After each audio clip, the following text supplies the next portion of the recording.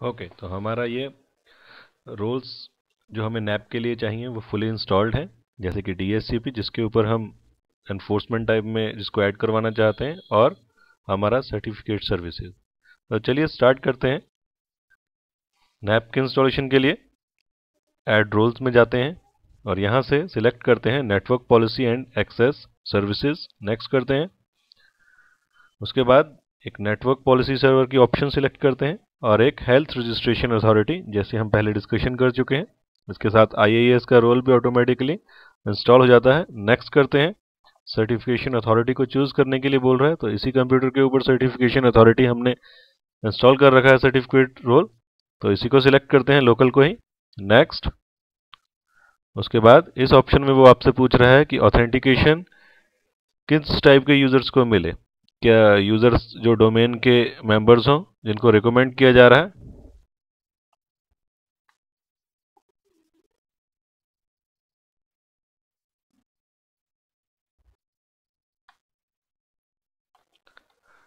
या फिर एनोनिमसली भी वो हेल्थ के सर्टिफिकेट्स के लिए रिक्वेस्ट कर सकते हैं। तो जो डिफ़ॉल्ट ऑप्शन है उसी को हमने रहने दिया है, क्योंकि हमारा डोमेन एनवायरनमेंट बनाया हुआ है हमने। नेक्स्ट जाते हैं। तो सर्टिफिकेट्स की हमारे सामने सर्टिफिकेशन अथॉरिटी के सर्टिफिकेट्स आ रहे हैं, एक जो सर्टिफिकेशन अथॉरिटी के सेल्फ साइंड सर्टिफिकेट और हमारे डोमेन कंट्रोलर का सर्टिफिकेट।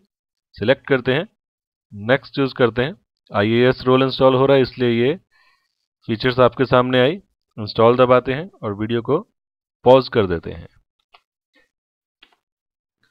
तो रोल हमारा इंस्टॉल हो गया है सक्सेसफुली। इसको क्लोज करते हैं। अब हम नैप पॉलिसी को कॉन्फ़िगर करते हैं। तो इसके लिए मुझे स्टार्ट, एडमिन टूल्स और यहाँ पे है नेटवर्क पॉलिसी सर्वर, इसको सिलेक्ट करना है।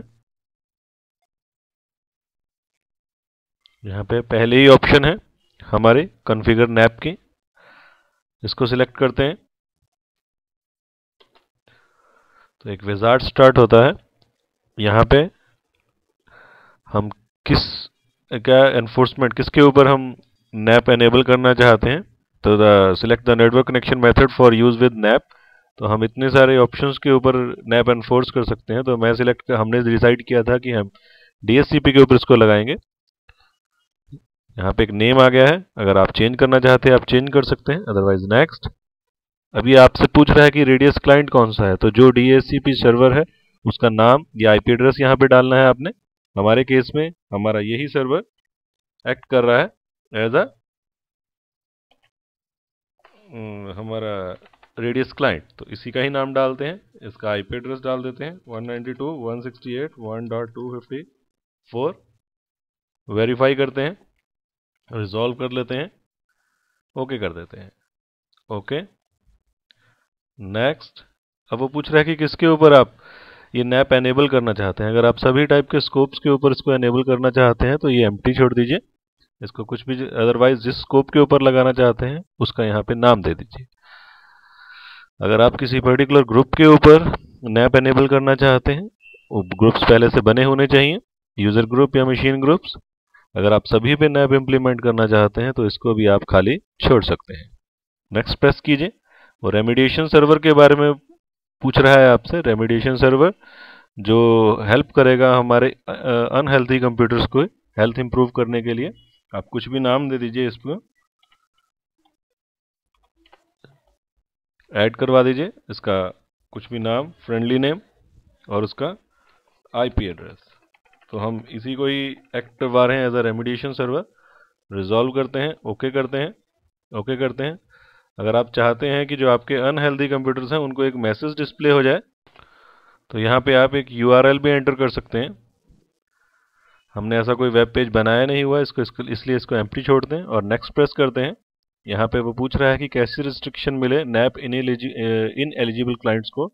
तो उनको डिनाई कर दिया जाए और अलाउ किया जाए केवल रिस्ट्रिक्टेड नेटवर्क, यानी कि सिर्फ जो रेमिडिएशन सर्वर्स हैं उनके साथ कम्युनिकेट अलाउ किया जाए, या फिर सिर्फ अगर हम मॉनिटरिंग चाहते हैं तो उनको फुल एक्सेस भी दे सकते हैं। नेक्स्ट करते हैं और पॉलिसी को फिनिश कर देते हैं। तो पॉलिसी हमने लगा दी है। अब हम इस पॉलिसी को हमें कुछ कॉन्फ़िगरेशन DHCP सर्वर के ऊपर भी करनी पड़ेगी। तो हम जाते हैं अपने DHCP सर्वर के ऊपर और उसके IP वर्जन 4 को राइट क्लिक करके उसकी प्रॉपर्टीज पे क्लिक करते हैं और यहाँ पे एक ऑप्शन है नेटवर्क एक्सेस प्रोटेक्शन। इसको सिलेक्ट करके हम एनेबल कर देते हैं सभी स्कोप्स के ऊपर और हम ये एक ऑप्शन है जो पूछ रहा है कि अगर नेटवर्क पॉलिसी सर्वर अनरीचेबल हो तो DHCP किस तरह से बिहेव करे, क्या फुल एक्सेस प्रोवाइड कर दे या रिस्ट्रिक्टेड एक्सेस।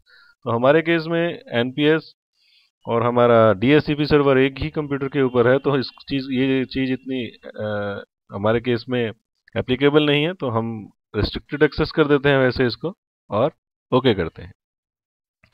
आफ्टर दैट अब हमने NPS बना दिया, DHCP को भी हमने कॉन्फ़िगर कर दिया। अब हम देखते हैं कि कंप्यूटर्स के ऊपर ये पॉलिसी कैसे लगेगी। तो इसके लिए हम जाते हैं अपने ग्रुप पॉलिसी ऑब्जेक्ट्स में, ग्रुप पॉलिसी मैनेजमेंट में। ये मेरा फॉरेस्ट आ रहा है और इसमें ये डोमेन्स हैं और डोमेन में हमारी बहुत सारी पॉलिसीज। तो अगर मैं पूरे डोमेन एनवायरनमेंट में इसको इम्प्लीमेंट करना चाहता हूँ तो डोमेन की पॉलिसी को राइट क्लिक करके एडिट करता हूँ। इसकी पॉलिसीज में जाके विंडो सेटिंग्स में मेरे को जाना है, सिक्योरिटी सेटिंग्स में जाना है। सिक्योरिटी सेंटर के बाद यहाँ पे एक ऑप्शन है नेटवर्क एक्सेस प्रोटेक्शन। इसको सिलेक्ट करता हूँ। यहाँ पे network access NAP client configuration है, इसको भी सिलेक्ट कर देता हूँ। देखिए मेरे पास यहाँ पे 3 ऑप्शंस हैं, जिनमें से पहली ऑप्शन है एनफोर्समेंट क्लाइंट्स। तो इसको सिलेक्ट करता हूँ तो देखिए यहाँ पे एक और ऑप्शन आ रही है एनफोर्समेंट क्लाइंट्स में DHCP क्वारंटाइन एनफोर्समेंट क्लाइंट, जो कि डिसेबल है। इसको मुझे एनेबल करना पड़ेगा। तो देखिए आप माइनस यहाँ से नोट कर लीजिए, जितने माइनस हैं हमने वहाँ पे जाना है इस पॉलिसी में। उसके बाद यहाँ पे एक और है सिस्टम सर्विसेज। हम सिस्टम सर्विसेज में जाके मुझे एक सर्विस ऑन करनी है जो कि है network access protection agent. Network access protection agent, इसको डिफाइन करना है और इसको ऑटोमेटिकली स्टार्ट करना है ताकि कंप्यूटर्स के ऊपर ये services NAP access client agent या access protection client agent service automatically start हो जाए। इतना होने के बाद मुझको एडमिनिस्ट्रेटिव टेम्पलेट्स में जाना है और यहाँ पे मुझे विंडोज़ कंपोनेंट्स में से सिक्योरिटी सेंटर पे जाना है और यहाँ पे सभी डोमेन PCs के ऊपर सिक्योरिटी सेंटर को ऑन कर देना है। ओके कर दिया। तो हमने सभी पॉलिसीज लगा दी। अब इसको बंद करते हैं और देखिए वो पूछ रहा है कि आप सेटिंग्स को अप्लाई करना चाहते हैं। यस करते हैं और इम्प्लीमेंट करने के लिए एक बार कमांड प्रॉम्प्ट पे जाके एक कमांड चला देते हैं gp update/force।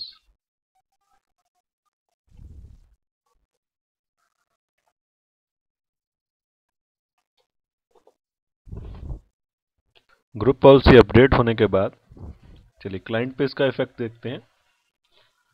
तो यहाँ पे भी एक कमांड लगा देते हैं gp update/force और देखते हैं कि क्या ग्रुप पॉलिसीज इस पे अप्लाई होती हैं या नहीं होती।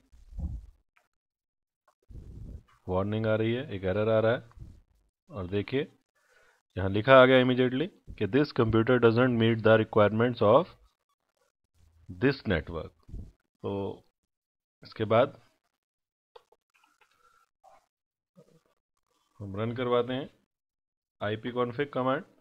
देखिए इसका एक्सेस भी रिस्ट्रिक्टेड हो गया है और इसमें IP एड्रेस का जो मास्क आ रहा है वो 4 टाइम्स 255 आ रहा है। तो एक्चुअली में देखते हैं कि हमने क्या क्या पॉलिसीज लगाई और ऐसा क्यों हो रहा है। हम नेटवर्क पॉलिसी सर्वर के ऊपर जाते हैं और यहाँ पे है नेटवर्क एक्सेस प्रोटेक्शन। इसमें है सिस्टम हेल्थ वैलिडेटर्स और इसमें है विंडोज सिक्योरिटी हेल्थ वैलिडेटर्स। को प्रॉपर्टीज में जाते हैं और यहाँ पे है कॉन्फ़िगर। तो यहाँ पे देखिए ये प्रॉपर्टीज हैं जो ऑन होनी चाहिए। तो हम इसमें से एंटीवायरस, स्पाईवेयर और ऑटोमेटिक अपडेटिंग को हटा देते हैं और केवल सिर्फ फायरवॉल रहने देते हैं ताकि हम इसके ऊपर थोड़ी और टेस्टिंग कर सकें। अप्लाई करते हैं, ओके करते हैं। ग्रुप पॉलिसी अपडेट होने के बाद चलिए क्लाइंट पे इसका इफेक्ट देखते हैं। तो यहाँ पे भी एक कमांड लगा देते हैं gp update/force और देखते हैं कि क्या ग्रुप पॉलिसीज इस पे अप्लाई होती हैं या नहीं होती।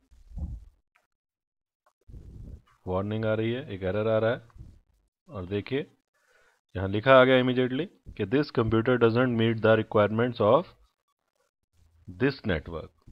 तो इसके बाद हम रन करवाते हैं ipconfig कमांड। देखिए इसका एक्सेस भी रिस्ट्रिक्टेड हो गया है और इसमें आईपी एड्रेस का जो मास्क आ रहा है वो 4 टाइम्स 255 आ रहा है। तो एक्चुअली में देखते हैं कि हमने क्या क्या पॉलिसीज लगाई और ऐसा क्यों हो रहा है। हम नेटवर्क पॉलिसी सर्वर के ऊपर जाते हैं और यहाँ पे है नेटवर्क एक्सेस प्रोटेक्शन, इसमें है सिस्टम हेल्थ वैलिडेटर्स और इसमें है विंडोज सिक्योरिटी हेल्थ वैलिडेटर्स। को प्रॉपर्टीज में जाते हैं और यहाँ पे है कॉन्फ़िगर। तो यहाँ पे देखिए ये प्रॉपर्टीज हैं जो ऑन होनी चाहिए। तो हम इसमें से एंटीवायरस, स्पाईवेयर और ऑटोमेटिक अपडेटिंग को हटा देते हैं और केवल सिर्फ फायरवॉल रहने देते हैं ताकि हम इसके ऊपर थोड़ी और टेस्टिंग कर सकें। अप्लाई करते हैं, ओके करते हैं